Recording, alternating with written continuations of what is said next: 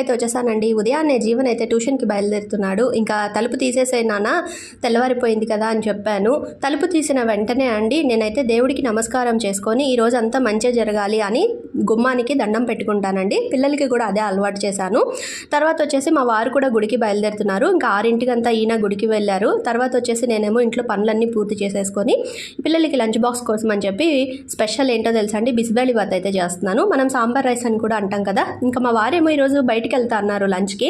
మా ముగ్గురికి అని చెప్పనని ఈ విధంగా పప్పు, కూరగాయలు అన్నీ ఇందులోనే కలిపేసి చేస్తాం కాబట్టి పిల్లలకి కూడా హెల్తీగానే ఉంటుందని చెప్పి చేశాను.